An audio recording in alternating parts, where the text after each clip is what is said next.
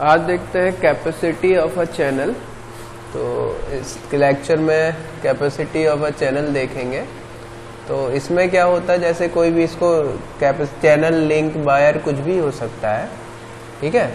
तो किस तरह, जैसे ये एक चैनल है या वायर है, तो इसमें क्या होता है, जैसे इसका कैपेसिटी पता करना है। तो मान के चलो एक पैकेट हमने डाला, ठीक है, इस लिंक पे एक पैकेट आ गया। अब ये पैकेट ट्रेवर्स करना स्टार्ट करेगा, यहाँ से जाएगा और आगे बढ़ेगा तो ये वाली लिंक खाली होगी, यहाँ कुछ और आ जाएगा। फिर आगे बढ़ेगा तो ये जगह खाली होगी, ये शिफ्ट हो जाएगा इधर, बाहर से एक और आ जाएगा। इस तरह से भरता चला जाएगा। कब तक भरेगा? जब तक कि ये जो पहला वाला वो था ये इधर से बाहर नहीं निकल जाता, ठीक है। तो जब ये इधर आ जाएगा, यहाँ से यहाँ ट्रेवर्स कर, ये इस वाले पोजीशन से इस वाले पोजीशन तक ट्रेवर्स कर लेगा, तो और जितने भी मतलब उतनी देर में जितनी डेटा इस वाली लिंक में आ चुका होगा, या जो ट्रांसमिशन लिंक पे जो डेटा रखते हैं वो जितना डेटा इस पर रख गया होगा वही इसकी कैपेसिटी होगी। तो इसको कह सकते हैं इस फॉर्म में कि अगर किसी चैनल की कैपेसिटी जो है कि एक सिंगल डेटा को, कोई एक डेटा है, उस डेटा को वहां तक निकलने में, ठीक है, रखने में, तो क्या जैसे बैंडविड्थ है, ठीक, तो जो बैंडविड्थ है उसको हमने, उससे हम मतलब डेटा को रख देते हैं, ठीक ठीक। अब मान के चलो कि यहाँ 4 Mbps है, तो 4 Mbps से हमने उसमें एक डेटा को रखा। तो कितने बार, कितनी देर तक वो डेटा रखा जा सकता है? जब तक कि जो पहला लिंक है वो बाहर ना चला जाए। तो जो कैपेसिटी होगी वो हो जाएगी, उसकी जो बैंडविड्थ होगी उसको मल्टीप्लाई कर देंगे किससे? टाइम से। किस टाइम से? प्रोपोगेशन टाइम से, ठीक है।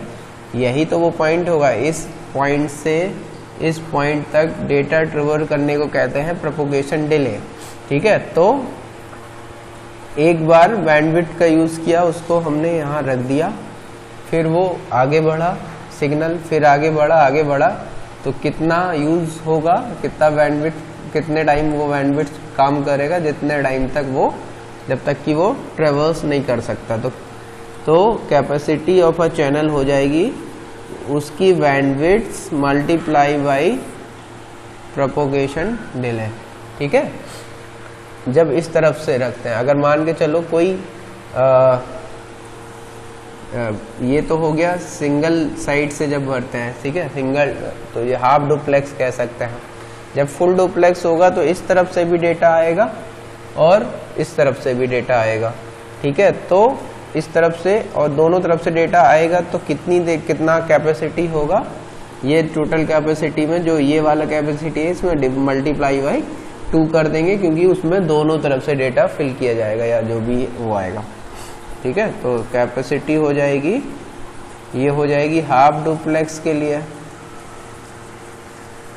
ठीक है, और फुल डुप्लेक्स के लिए 2 से और मल्टीप्लाई कर देंगे, 2 into bandwidth into propagation delay, ठीक है। तो ये कैपेसिटी हो जाएगी फुल डुप्लेक्स के लिए,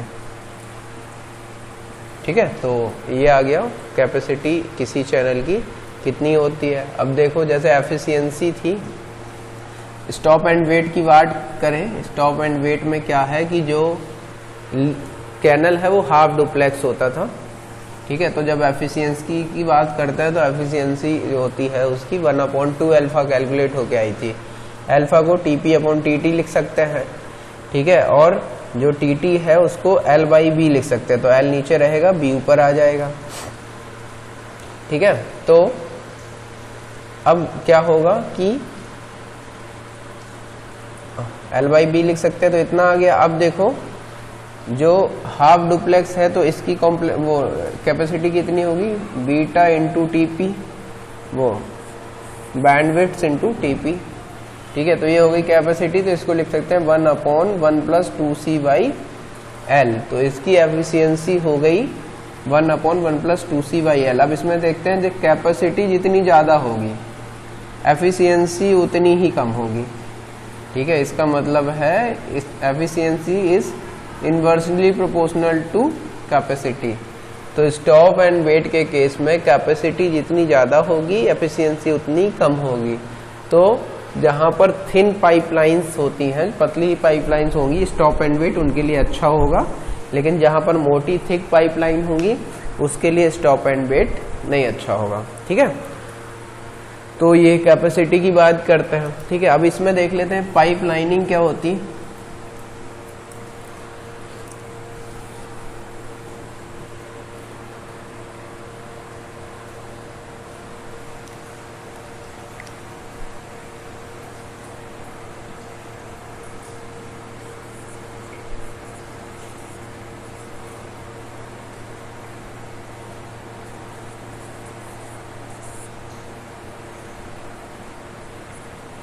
पाइप लाइनिंग में क्या होता है, जैसे कि हम देख सकते हैं कि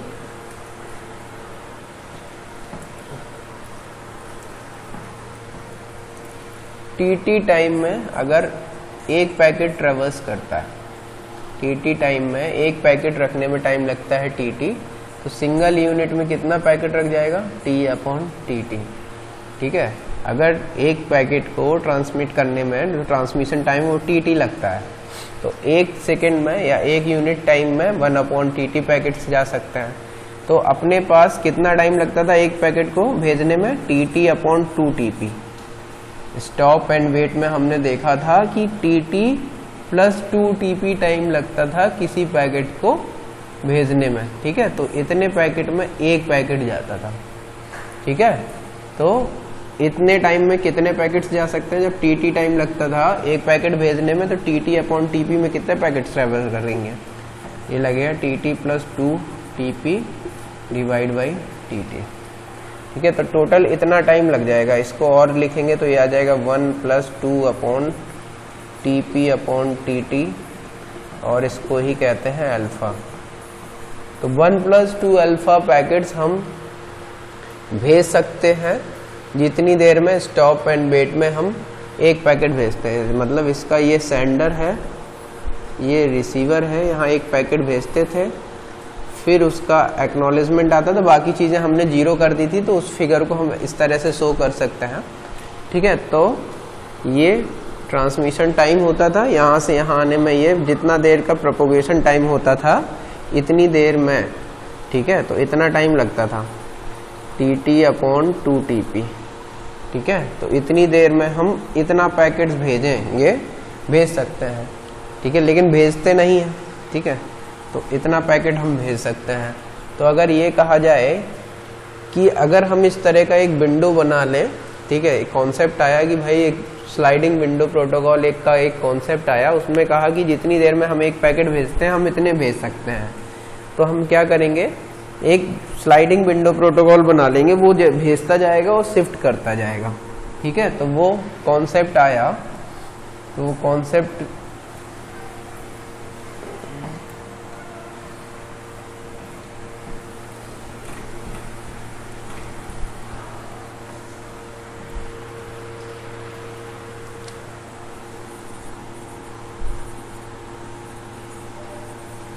ये जो पाइप लाइनिंग का कॉन्सेप्ट है, इसका यूज़ करके स्लाइडिंग विंडो प्रोटोकॉल आया। इसने कहा कि हम क्या करेंगे, एक विंडो बनाएंगे और उस विंडो का साइज रखेंगे जितने पैकेट हम भेज सकते हैं। कितने भेज सकते हैं, 1+2 अल्फा। ठीक, इतना पैकेट हम भेज सकते हैं उस टाइम में जितने में हम एक पैकेट भेजते थे। ठीक है, तो हम इतना पैकेट भेजेंगे। ठीक है, जैसे कि अब हम एक क्वेश्चन के एग्जाम्पल से ही देख लेते हैं। अगर कोई 1 सेकंड है, ठीक है, और टीपी है वो 1.5 सेकंड है। ठीक है, तो अगर टोटल विंडो साइज निकालेंगे कितने पैकेट भेज सकते हैं, तो 1+2 अल्फा का मतलब है tp/tt, तो ये आ जाएगा 1+2 × 1.5, ये आ जाएगा 3, 4, मतलब 4 विंडो साइज रख सकते हैं हम कि एक 4 पैकेट्स भेज सकते हैं जितनी देर में हम एक पैकेट भेजते थे। इसका मतलब है जैसे कि ये सेंडर होता था और ये रिसीवर होता था। ठीक है, तो हम एक पैकेट ये भेजा और जब तक ये पैकेट लौट के आएगा, तो ये पैकेट कितनी देर में लौट के आता था? 2 TP टाइम, मतलब 3, जैसे 1.5 का 2 टाइम। TT तो ये होता था और ये पूरा होता था TP, तो ये 3 सेकंड होता था। देखो जब 1 सेकंड में 1 पैकेट भेज रहा है तो 3 सेकंड में 3 पैकेट और भेज सकते हैं। तो इससे भी हम देख सकते हैं कि टोटल 4 पैकेट हम चाहें तो हम 4 पैकेट्स भेज सकते हैं। तो 4 पैकेट भेज देंगे तो इस तरह से 4 पैकेट हम भेज सकते हैं। ठीक है, अब क्या हुआ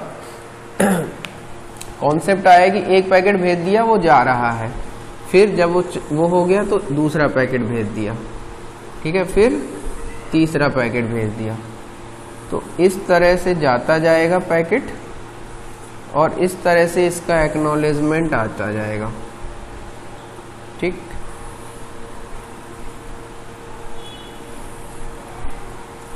इस तरह से पहला पैकेट जाएगा और विंडो धीरे धीरे शिफ्ट होती जाएगी। इसको हम इस तरह से देख सकते हैं कि पहले ये वाला पॉइंट था, ठीक है, तो 1 2 3 4, ठीक है, तो हमें मान के चलो 8 पैकेट भेजने हैं। ठीक है, तो अगर जैसे 8 पैकेट भेजने हैं तो मान के चलो 1 से ही काउंटिंग है, 1 2 3 4 5 6 7 8। विंडो साइज कितना निकला? 4। तो ये विंडो साइज था। ठीक है, अब क्या होगा, अब जैसे ही ये पहला पैकेट गया, यहाँ पहुंचा, फिर दूसरा गया, ठीक है, फिर तीसरा गया, फिर चौथा गया। ठीक है, जैसे ही 4 पैकेट गए वैसे ही पहले का एक्नॉलेजमेंट आ गया। तो जैसे ही पहले का एक्नॉलेजमेंट आया पहले पैकेट का, ठीक है, तो ये क्या करेगा, एक्नॉलेजमेंट वही सेम वो होगा कि एक्नॉलेजमेंट 2 आएगा। मतलब ये इसका एक्नॉलेजमेंट 2 का मतलब है कि मुझे पहला पैकेट रिसीव हो गया है, अब तुम मुझे दूसरा पैकेट भेजो। ठीक है, तो इसी तरह का एक्नॉलेजमेंट है कि मुझे पहला पैकेट पहुंच गया है, अब तुम मुझे दूसरा पैकेट भेजो। ठीक है, तो जैसे ही इसको ये पहले पैकेट का एक्नॉलेजमेंट मिल जाएगा तो ये क्या करेगा, ये विंडो को आगे शिफ्ट कर देगा। ठीक है, ये विंडो आगे शिफ्ट कर देगा और ये इस तरह से, ठीक है, ये विंडो आगे शिफ्ट हो गई। ठीक, ये विंडो थी पहले, अब वो एक और आगे शिफ्ट हो गई, आगे शिफ्ट हो गई, तो ये क्या हो गया, 5वां पैकेट भी यहाँ से भेज दिया इसने। ठीक है, फिर जब दूसरे का एक्नॉलेजमेंट आएगा तो एक और शिफ्ट हो जाएगी। ठीक है, फिर जब तीसरे का एक्नॉलेजमेंट आएगा तो एक और शिफ्ट हो जाएगी। इस तरह से जैसे जैसे पैकेट का एक्नॉलेजमेंट आता जाएगा विंडो शिफ्ट होती जाएगी। ठीक है, तो कुछ टाइम बाद जैसे विंडो ये रहेगा, जैसे मान के चलो अपने पास ये पैकेट्स थे, ये पैकेट्स थे, अब एक टाइम पे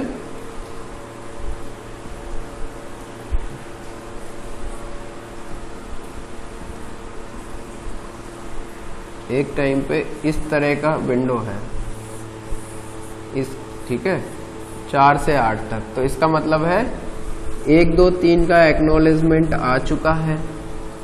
ठीक है, इसमें भी क्या है, एक जैसे ये लिंक है, एक और उसमें साइन रहता था, ये बताता है कि 4 5 ये पैकेट्स जा चुके हैं, ये अभी सेंड करना बाकी है और ये पैकेट्स अभी विंडो में आई ही नहीं है। ठीक है, तो इस तरह से ये पैकेट चलता जाएगा। ठीक है, तो इस तरह से ये विंडो मूव करती जाती है और इस तरह से चीज़ें होती जाती हैं। ठीक है, तो जैसे पैकेट सबसे पहले 1 2 3 4 था, तो आएगा सबसे पहले कि 1 2 3 4 में पहला पैकेट चला गया, फिर दूसरा पैकेट चला गया, फिर तीसरा पैकेट चला गया, फिर चौथा पैकेट चला गया, फिर 5वां पैकेट चला गया। ठीक है, और 4 पैकेट के बाद जब विंडो शिफ्ट होगी तो इसका मतलब है पहले का एक्नॉलेजमेंट आ गया है, अब उसमें 7th पैकेट भी इंक्लूड हो गया है। ठीक है, तो फिर आगे इसी तरह बढ़ती जाएगी। ठीक है, तो अब आगे देखेंगे कि और आगे चीजें किस तरह से होती हैं इसमें। ठीक है, थैंक यू।